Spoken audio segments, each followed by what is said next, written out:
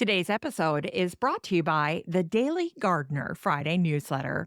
You can sign up for the newsletter over at thedailygardener.org.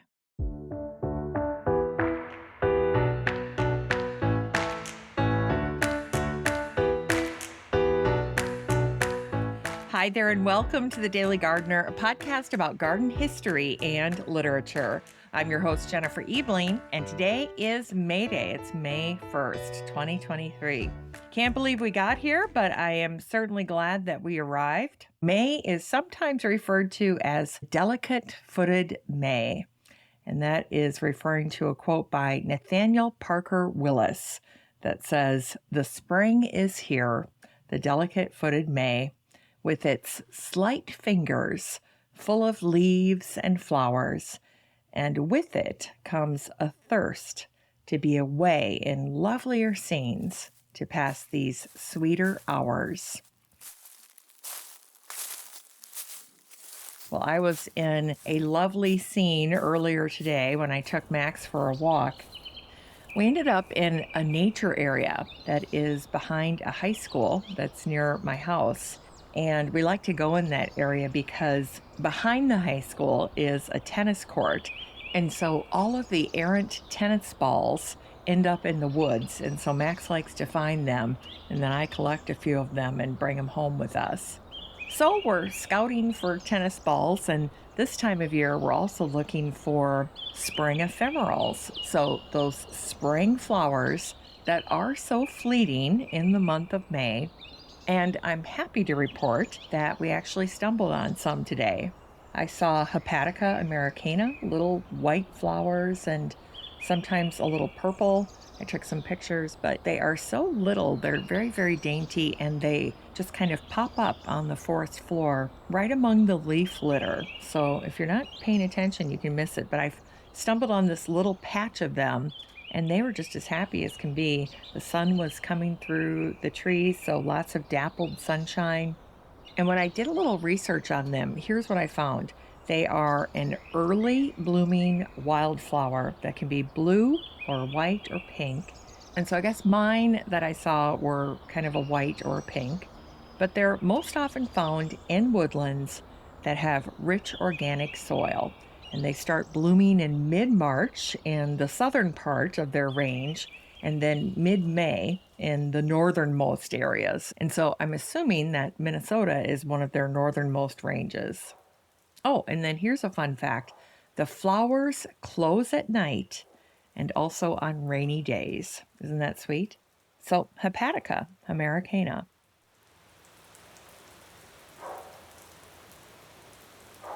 But anyway, today is May Day. So May Day is a huge celebration around the world. May Day has traditionally marked the beginning of summer. Of course, in modern times, today is a day when flower baskets, little baskets or cones of flowers, are exchanged and left for your neighbors on their doorstep. In England, dating back to the 16th century, there is a celebration where they follow a green man who then leads the townspeople in a parade welcoming summer. In France, one of my favorite May Day traditions, they are celebrating the lily of the valley, which is one of their most famous floral symbols. And you can see lily of the valley everywhere when you are in France. You'll see it on street corners. And then, of course, the fragrance is the foundation for so many different perfumes and fragrances.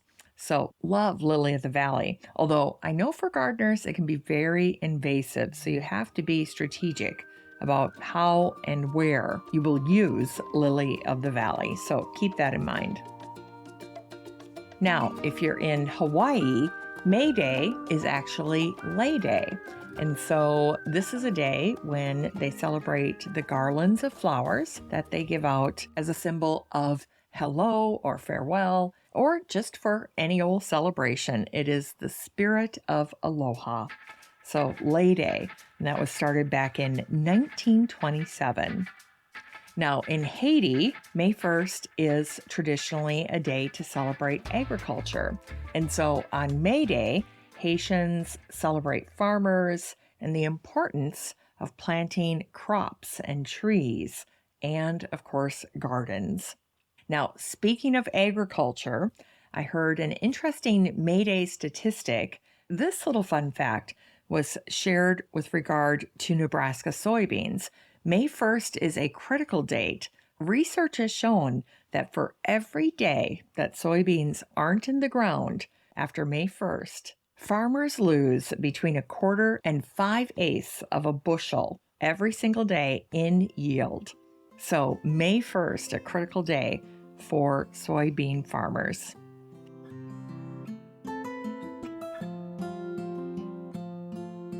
Now, for May, there are 2 different birth flowers.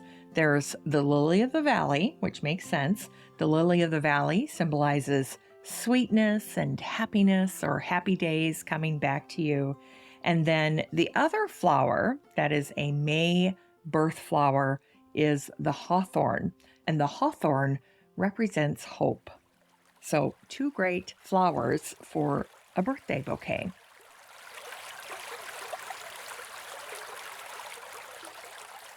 Finally, here, before we get into botanical history, I wanted to share a little passage with you from David Grann. This is an excerpt from his book called Killers of the Flower Moon, The Osage Murders and the Birth of the FBI. Fascinating book. But in any case, there's this little passage in the book where he's talking about the month of May and the moon, and of course, springtime ephemerals. And so I thought it was really interesting. And so I wanted to share that with you here really quick. So it goes like this. In May, when coyotes howl beneath an unnervingly large moon, taller plants, such as spiderworts and black-eyed Susans, begin to creep over the tinier blooms, stealing their light and water. The necks of the smaller flowers break, and their petals flutter away, and before long, they are buried underground. This is why the Osage Indians refer to May as the time of the flower-killing moon. And of course, that inspired the title of the book, this little passage here. So anyway, fascinating, isn't it, to think about the way flowers come and go and how they dominate each other and take over one another. And it's kind of a battle of wills out there in the garden. And it all kicks off this month with sometimes very dainty little flowers like liverworts or hepaticas. So there you go. All right, let's get to today's garden history.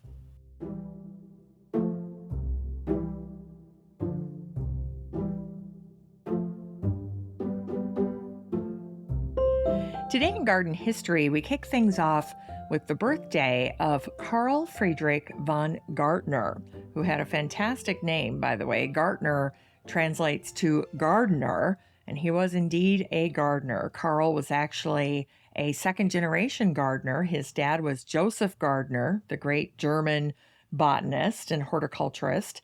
And so Karl was stepping in his father's footsteps, essentially.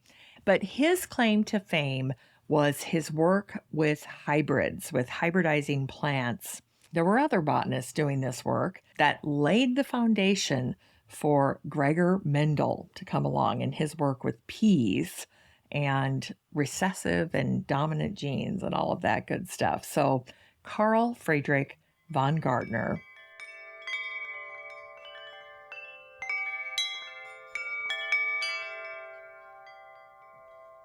And today we also remember Phebe Hensdale Brown. She's a fabulous little poet that I love. She was a gardener. She loved plants, but she was born on this day, May 1st, back in 1783. And one of the poems that she wrote was called A Song of May.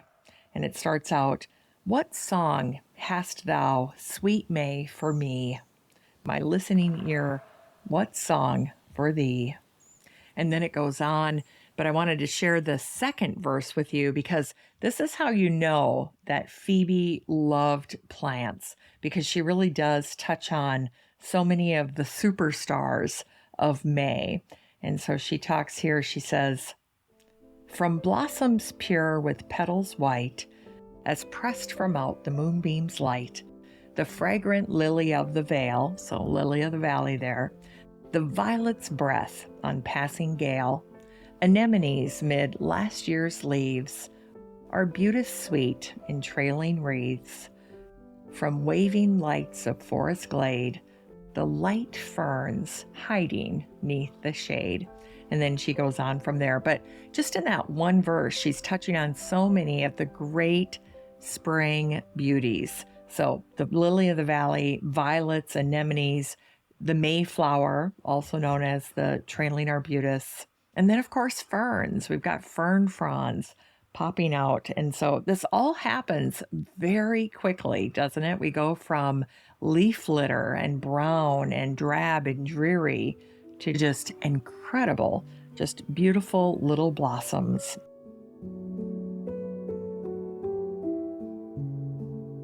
And today we remember Thomas Hoy, the English gardener and horticulturist and botanist.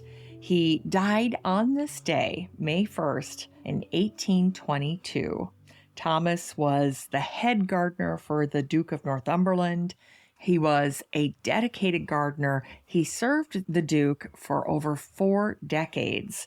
So his entire life, he worked with plants. He was a fellow of the Linnean Society, and he liked to show his work at various plant societies and outings.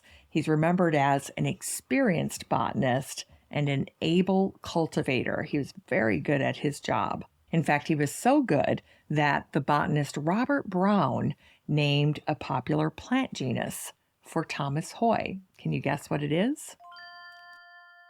Well, if you were thinking Hoya, then you win the prize. You guessed correctly. So what a wonderful way to be remembered and honored with such a beautiful plant, the Hoya. I love Hoyas. I picked up a couple of variegated Hoyas over the winter, and I'm so excited about that because I've had a dark, solid green one with the classic pink, waxy flowers. But these variegated ones, I want to see what the flower looks like. But in any case, I digress. It's a gorgeous plant, and it's named for an intelligent and thoughtful and dedicated gardener by the name of Thomas Hoy, who died on this day when he was 72 years old.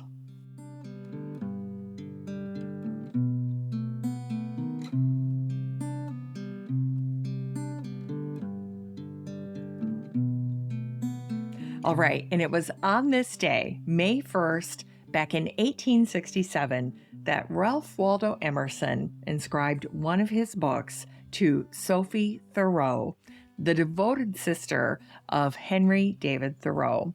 And so Ralph Waldo Emerson gifted Sophie with his book, May Day, which has many of his works, including his poem that says, "Why chidest thou the tardy spring?" In other words, why are you mad that spring is late? Don't be mad about that. I thought this was very sweet. This actual post was shared by a library that showed the inscription, so you get to see Ralph Waldo Emerson's beautiful handwriting. And then about a decade later, Sophie turns around and gives the book to her friend Mabel Loomis. And so she also inscribes the book as well. But if you're looking for a sentimental month of May gift, maybe you have a May birthday or something like that, and you really want to give something special, look for an old copy of May Day by Ralph Waldo Emerson. Special treat.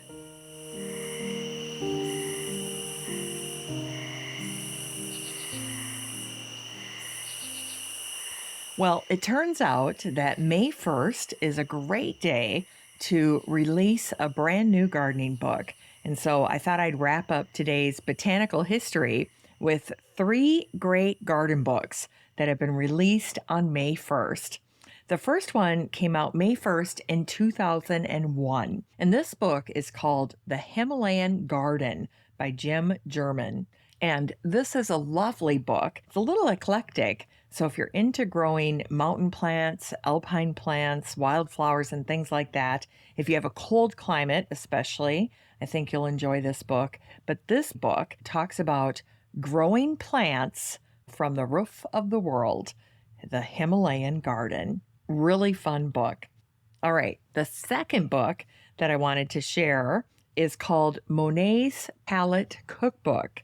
The subtitle is The Artist and His Kitchen Garden at Giverny by Eileen Boardman. And this is a beautiful book. It has to be. She's writing about Monet. But I also particularly enjoy how wonderfully she incorporates Monet's kitchen garden. So just a fantastic book. That's another great one. And then on May 1st, 2018, there is a great book that came out called Herbal Medicine for Beginners. This book is a sentimental favorite for me because I interviewed the author a long time ago, but her name is Katja Swift. She is a delight. And the subtitle for this book is Your Guide to Healing Common Ailments with 35 Medicinal Herbs. And it was that talk that I had with Katja Swift all those years ago that got me tiptoeing into herbal medicine and experimenting with different herbs to improve my health and to improve the health of my family. But 3 good book recommendations here. May Day releases: The Himalayan Garden, Monet's Palette Cookbook, and Herbal Medicine for Beginners. And I'll put a link to all 3 in today's show notes. It's time for today's book.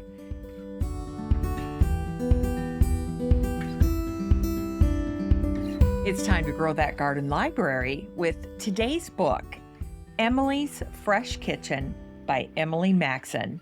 Well, this book came out in January of last year, and the subtitle is Cook Your Way to Better Health. Well, I have to be honest and let you know that I stumbled on this book at my local Goodwill, and I was immediately taken with it. I think it's fantastic, and I can't believe that I missed it last year. So I'm playing catch up here, but the cover is, first of all, what captivated me because it's got a great soup on the cover. It's her roasted butternut with sage soup that's infused with coconut cream. So yeah, I bet it's amazing. It sure makes for a pretty cover. And I have to say that all of the pictures in this book are beautiful. But I wanted to read a little bit to you about Emily because her story is what has inspired so much of her work. And she writes, after a Crohn's disease diagnosis at age 28 and more than a decade of unsuccessful traditional treatment, Emily Maxon discovered the positive effects of the specific carbohydrate diet and the transformative power of food to improve health. She's a trained chef, and she poured her heart into creating delectable dishes that meet her diet's rigorous guidelines. So the diet that she's following is the specific carbohydrate diet, if you haven't heard about it.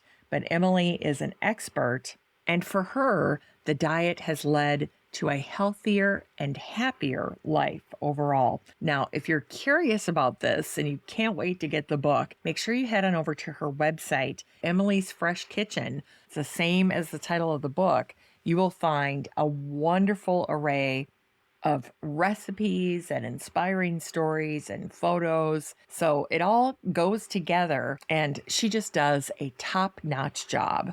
Now, with regard to this specific carbohydrate diet, I want to share a little bit more because I know you're probably curious about it, but this is a largely plant-based diet, which is great for gardeners who want to eat fresh from the garden.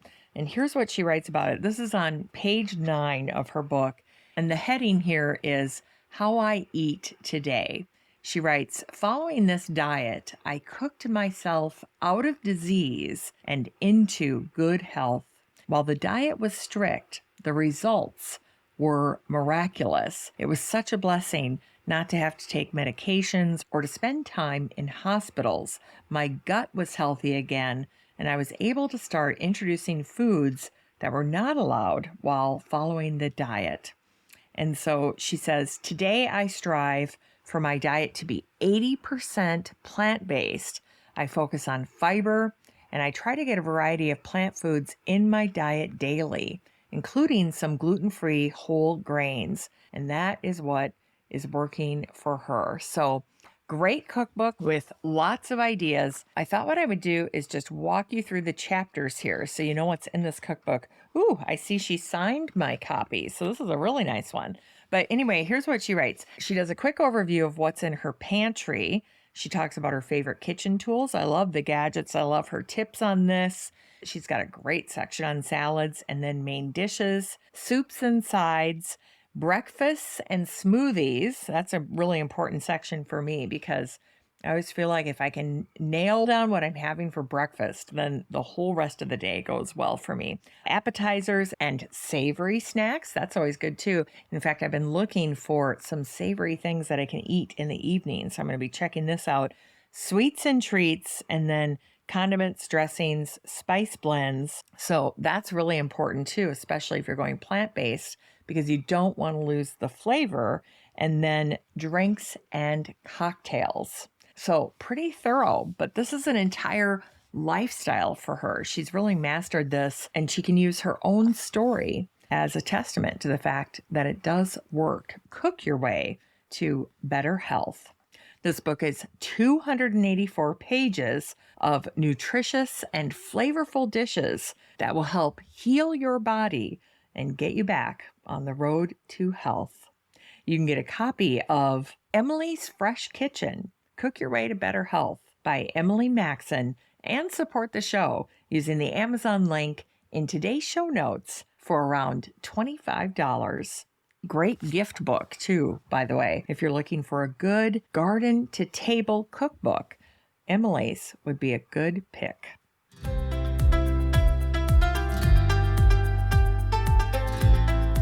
All right, we end the show today with a sweet little look back at the diary of Kelvin Fletcher, who wrote these words on May 1st in 1859.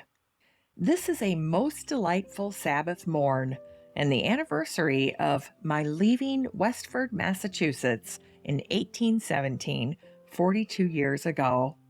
It's also the anniversary of my alliance to my sainted wife in 1821, 38 years ago today.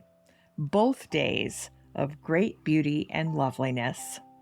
And then listen to what he wrote here.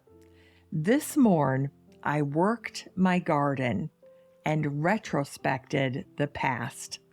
So he's reminiscing, he's thinking back. He writes, brought up the innumerable reasons for gratitude for the undeserved blessings that I have enjoyed. All nature seemed to accord to my strain of thought. Then he says, Mrs. F. and I went to Wesley Chapel to hear E. preach from the Canticles or the Solomon Songs. He quotes one of them, the winter is past and the time of singing of birds has come. Well, that's it for today's show. Thank you so much for listening to The Daily Gardener. I hope you get a chance to do some retrospecting in the garden, thinking about some good, happy times. And also listening to birdsong, listening to sounds from the birds that you haven't heard in a season or two. And it's always such a pleasant surprise to hear them on the wind. And don't forget that you also have a standing invitation to join the free Facebook group for listeners of the show. The next time you're over at Facebook, just search for Daily Gardener Community, where you'd search for a friend and then request to join. And if you'd like more of The Daily Gardener, you can subscribe to the newsletter over at thedailygardener.org.